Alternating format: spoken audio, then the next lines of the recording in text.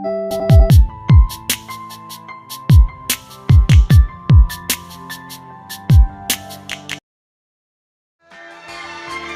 all good. Yeah.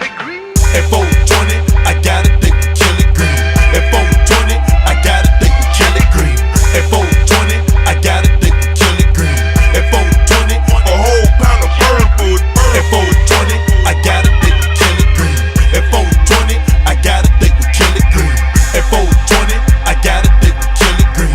At 420, a whole pound of bird food. Man, I'm excited on my way to the weed, man. He said he got a girl that a nigga need to meet, man. He said she smell good from my head to her feet, man. I said, what's her nationality? He said a green thing. She the type of girl that'll have a nigga geek, man. Spend up all your money like a junkie on the creek, man. And she got some friends that will keep you high as me, man. Dancing in the sky with the birds and the trees, man. I get high like Amy Winehouse. I'll put pills in Amy Wine's mouth. Smoke up all the weed, fall asleep on a couch. 420 motherfucker, that's what I'm about. At 420, I gotta think we kill it green. At 420, I gotta think we kill it green. At 420, I gotta think we kill it green. Well, I'm a DJ. I've been a resident at White Owl and Dig a Pony and Jackknife and a couple other spots for the last 3 years. I'm also a student into social sciences, Black studies too. Yeah, so that's a little bit of who I am. Avid record collector, crazy record collector, so yeah. I get inspiration. I smoke a little bit of weed to get inspiration. I also get inspiration from where I live, my surroundings. So, you know, Portland is its own sort of chasm of its own people. So you can actually, like, you can play certain things and only people that live in Portland will know what you're talking about. So it's sort of like any area, like New York. New York has its own little, I don't even know what it is. Like it's an energy. It's its own culture, and Portland has its own culture. So you can walk around, walk the warehouse streets or along the Esplanade, and you find a little bit of inspiration. Yeah. Locally, it would have to be my Black Studies professor, Darius Carter. He has been killing me right now, just on all fronts. And then, as far as the world is concerned, Solange, I love you. Yeah, and Issa Rae, your bomb. I'm inspired by those two women. They're just really strong. Issa Rae has produced her own thing, so she's gone off on her own. She was doing a YouTube series. It got picked up by HBO. HBO still didn't want to give her control of everything that she wanted to do. So then what she did is she ended up working, like she ended up yanking out the project, and they actually gave her what she wanted to do. And she's been winning awards, and she's a filmmaker doing it, and I love that about her. Solange, who is under a huge shadow, right? That's Beyonce's sisters, but everything she does is a full reference to art, to culture, to poetry, and she gives those people a platform too. I literally just had one of my friends who just did the hairpiece for her for the Standard. She did that for her. And so not only did Solange give her a platform and show some more of her work, and it's just, that's phenomenal to me. It's inspiring to see that sort of success. Music has been my life since I was a little girl, and then I was always the girl at the party, and I was always the girl dancing, starting the dance floor. I was always the girl that knew the DJ. I moved to Portland. I had nothing to do, and I came to this radio station out of boredom. And from there, we started doing a radio show. And the first radio show that I did, there was no hip hop here in Portland. It's 1998. Nobody was doing anything. So we were able to bring hip hop here, and the hip hop that I did, my first show was like punk music. So I played Wesley Willis and then Beastie Boys and then Tribe Called Quest, you know, and then like John Spencer, right? So it was all types of music. And then I started meeting people, and turntablism was just getting really popular. So the show extended from like a 2-hour show at 3 o'clock in the morning to a 5-hour show starting at midnight. And so we did Beat Jeopardy. We did any music that was, so basically I'm just pulling in people from everywhere that has just like a different stem that's attached to hip hop, that's attached to music really. And from there it's just sort of like this culture started, and we started getting a lot of people that are doing, so hip hop grew up here for 15 years. In these rooms we were able to do rap battles, and we had crews come down, and we had people that would call in, and you know, they would freestyle. So there was a moment there where there was sort of like, there was no internet, it was just the radio, and it was local radio. So we were able to, at that moment, kind of seize that and sort of grow whatever hip hop culture was happening. So whatever was happening, we were able to dive into that because we were strictly a part of that. We were eating, sleeping hip hop, you know. We didn't eat lunch. We got records, you know. You don't eat if the newest 12 inches coming out. That's $5. A burrito's $5. What are you going to do? You're going to buy that record, right? And those are the people that are here today that are 15 years later, they're traveling the world doing stuff. They're traveling the world emceeing. Aesop Rock's DJ is from these halls. The guys that are on tour with Slum Village, or you know, the guys that's representing Rakim is from that class. That class produced these kids, and they're all now all over the country just doing really dope stuff. The graffiti artists and b-boys have been featured with Erykah Badu. They're doing stuff in Dubai. They're doing stuff in Los Angeles. Just phenomenal. Like the whole culture busted out into something that was super phenomenal. The Trailblazer Breakers, or you know, like those kids were in the whole scene here too. So the scene here was wonderful. The challenge for me was being the only chick in the room. So I didn't take any shit. I was mean. I don't think I was mean, but I think a lot of people, I think men, when they don't know how to deal with you, it's a defensive tactic that they do. But so I was a very hard person when it came to that. I didn't take any shorts. And I think that stifled me artistically because I was too busy trying to hold on to the reins of, no, I don't have to try on your thong. Like, trying on a thong does not, I play your records, so why would I try on a thong? Did you ask my homie to try on a thong? No?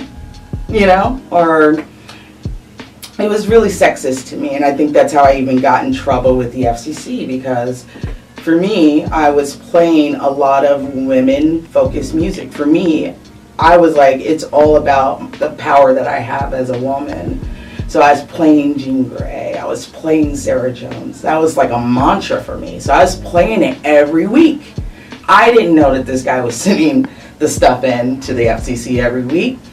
I didn't know that Colin Powell's son had taken over the FCC and decided that he was going to take down smaller radio stations, right? But we decided to fight it as a radio station with the help of the ACLU Ninja Tune. You guys, I love you.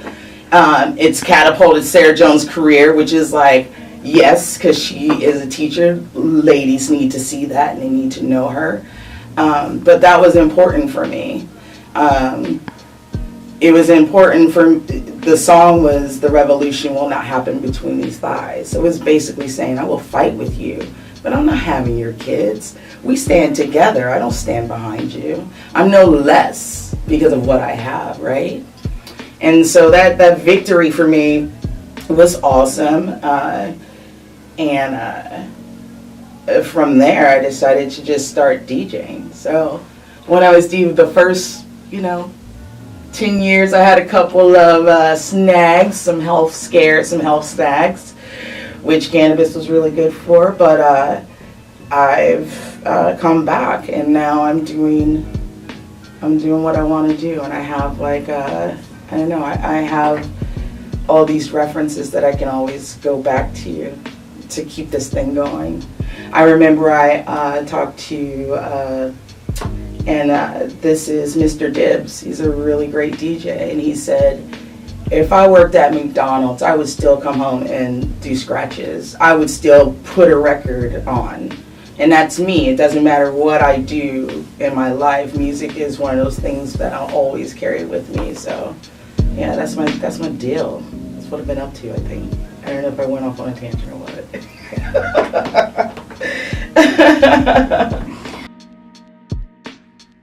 It doesn't. No.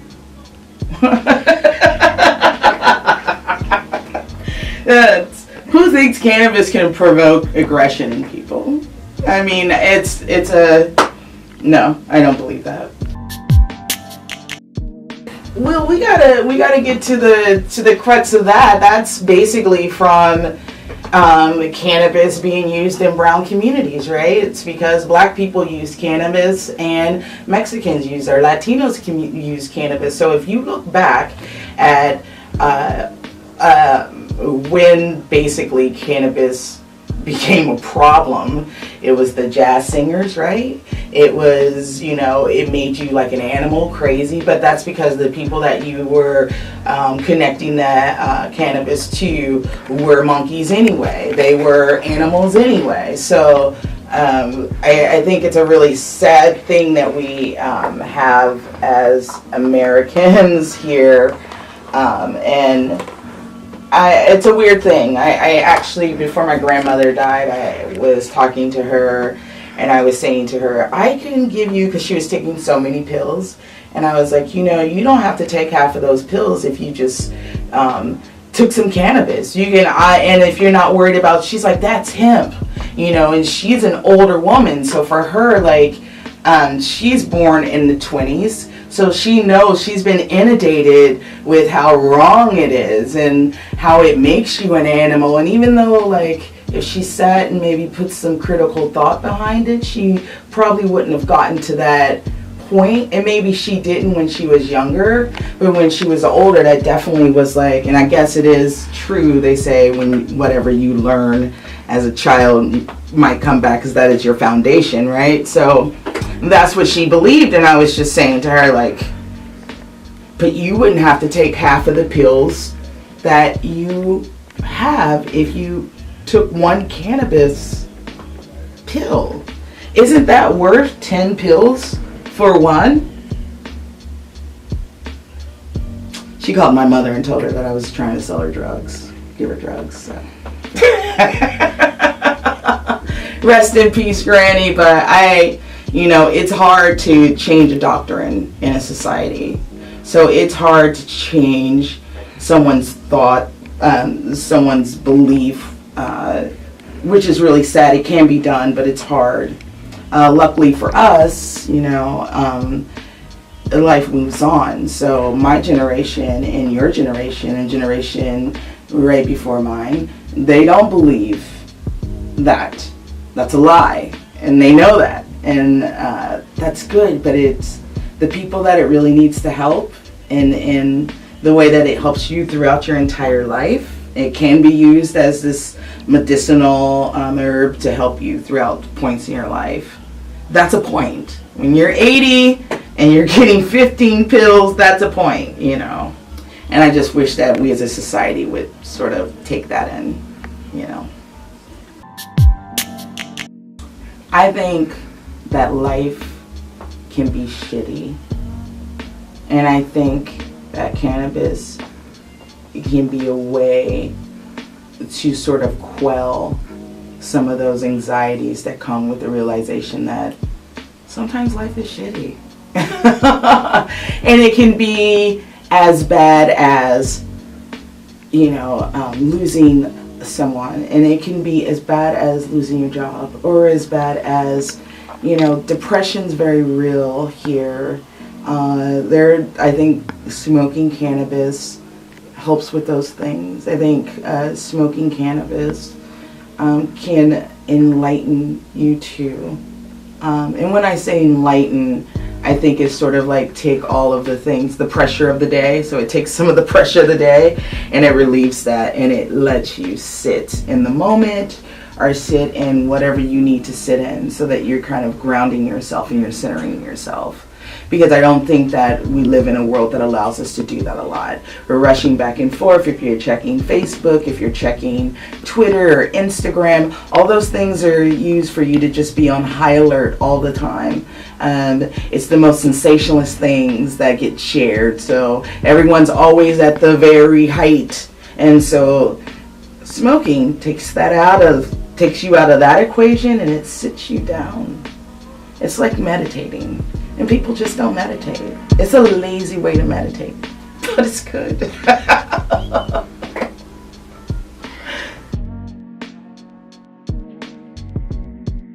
I smoke for anxiety.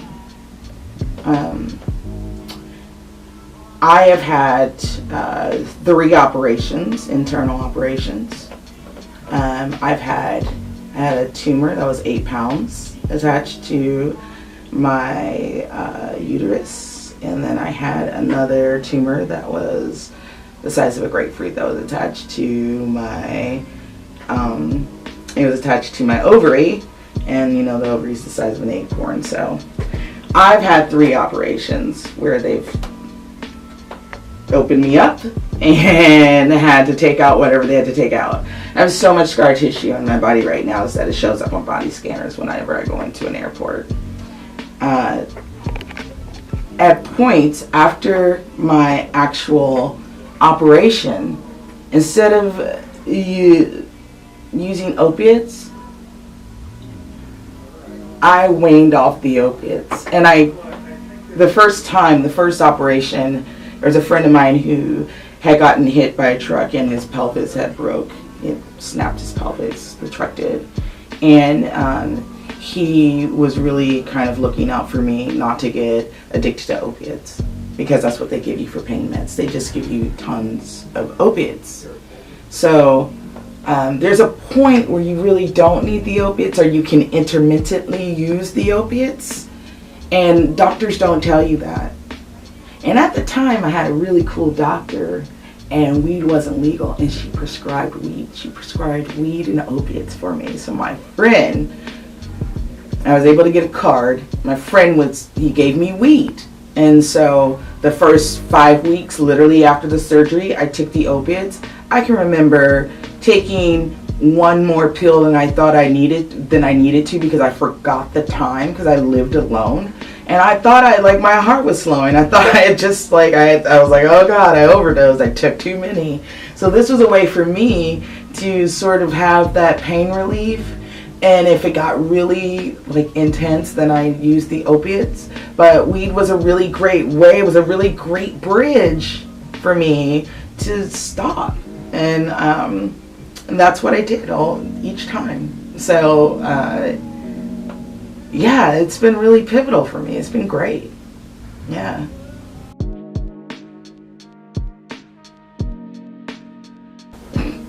All it is the money.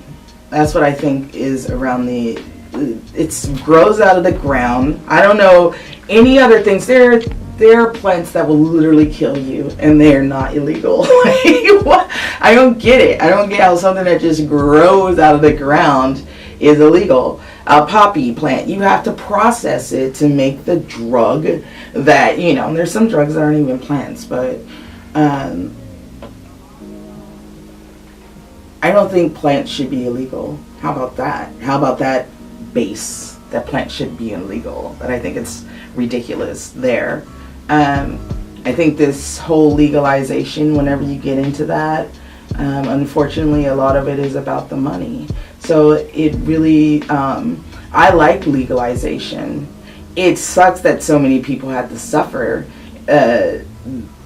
during why it was illegal, and that there's this whole group of people that have been disenfranchised because of it being illegal. But as long as legalization and, you know, money, right? There's money for schools, there's money for the community. So I think that that's a great, you know, I think that's great.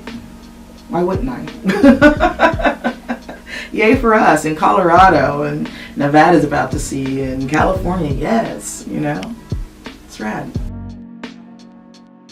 I just can't wait till these East Coast, and all along the lines, everyone's sort of, you know, like it's decriminalizing, which is good, right? So even if it's not legal, they're not gonna like bust you if you have it, you know. I'm from the Midwest, so I can remember I went to Chicago with some friends, and we were kids, and we had some weed, and this guy gets on the L with a dog, and my friend just stops the weed and the sea. We're terrified. We don't know what's gonna happen, and we leave the weed. The weed's gone on the L, and he's like, there it is, and I'm just like, what did you do? And he's like, I couldn't help it.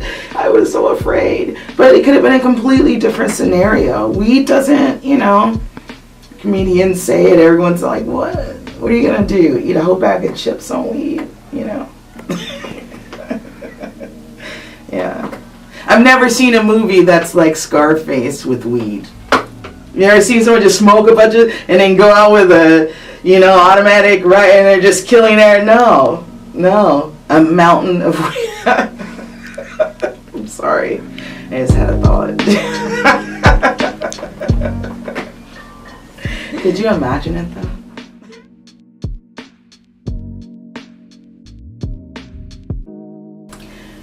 Well, I can just break it down for you, because I think Black people are very much the subscribers of the term self-made. And you can, you know, for me, self-made starts with it's you making your life, or making it the way that you can. And right now you can do that. Nobody is getting the gold watch after 40 years anymore. So now America is catching up to what we've been doing for a while. We've had our own hair salons, we've had our own stores, we've had our own meat shops, and these are people that are doing it. There's a really great food cart here. It's called Keys Loaded, and I've been following this woman 4 months, and she's telling the story of how she took $72 and made it into $256, and now she's flipping it, you know, and now she has her own cart. And then you look on her Instagram, and now she has her own house, and she's like, I got 3 kids, this is the first time I've gotten off of government assistance, I got my own stuff. It's hers. That's self-made. Self-made is it's the self-value that's yours. It's this value that no one else can connect themselves to, no one else can appropriate. I like that. You know, self-made is Jay-Z and also Beyonce. Self-made isn't like Bill Gates, who got $10,000 from his dad to just make it happen. Self-made is Madonna, who went to New York with no money, and now look at her. But self-made could be my mother. It can be me. I'm self-made. You know, it can be that big too. It's that big too. I am the Madonna of my life. So that's, for me, that's what self-made is. I mean, everybody's self-made.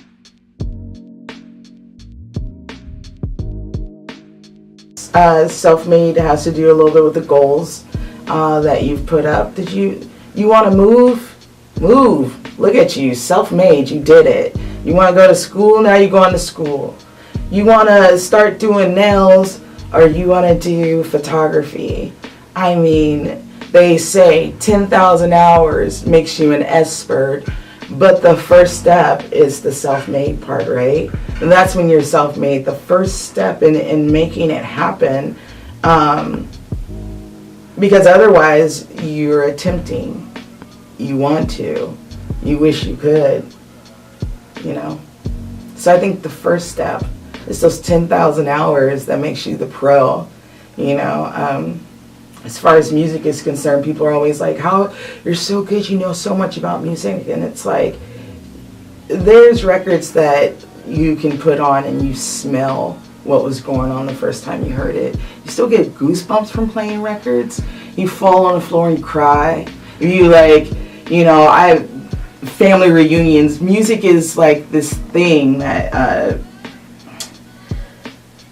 that's made me become self-made, and just putting the time into it, the 10,000 hours, that's how you get good at something. But make the first step. I moved here with the Elliott Smith record. I got that record signed. I met him here. He's in the library. And I was beside myself. And I was the loud black girl going towards the really sheltered white kid who was just looking through records. And I was like, I love you, oh my God. And he's like, you're so loud. And I was just like, sign my record.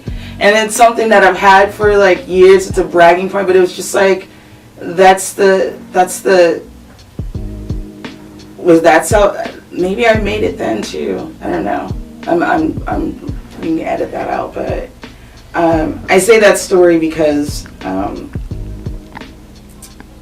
I was self-made when I did have that one record, just because I was making a choice on what I wanted to do. Self-made is a choice. It's a choice of going forward. That's what it is.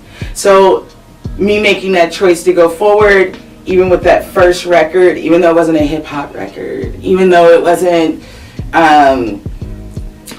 what people think that I should have probably had, right? Not me, but it's opened so many doors to so many other records and so many other things and adventures, and yeah, it's been good.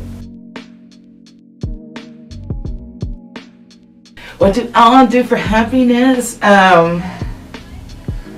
I am a realist person. I'm a realistic person. If you can probably, most probably, she doesn't look like she messes around. I'm an eternal bitch face, but my modes of happiness are really just sort of like people in seeing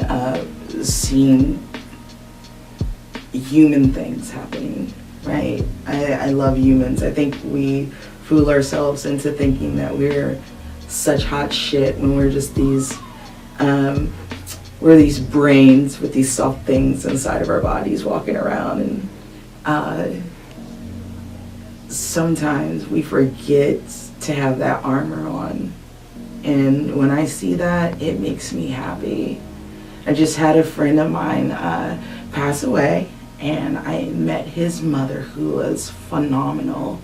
And so this was a couple of days ago. I went to his memorial, and she buried him on her farm, and she's talking about how all of the animals that he loves are there to have been coming around more. And she's a physics, so she's into physics. So she was talking about how energy cannot be destroyed. It can only, it can't be destroyed. So from that, she gave us these cards, and these cards said, "All the way lovely." And on the flip side was a John Muir, it was a saying from him that said, "Of all the roads that you travel, make sure some are dirt." And I went to the store after that, and it was rain, pouring down rain. And this guy looks over at me and he's like, "Isn't this lovely?" And I said, "Oh my God, you said the magic word." And I gave him a all the way lovely card. I said, "You said the magic word." And for me, like, those moments make me happy. Like real human contact. And sometimes it knocks people, it can be sort of like, whoa, it's random. But I love that because we're random, we're people. I love that. That's what makes me happy.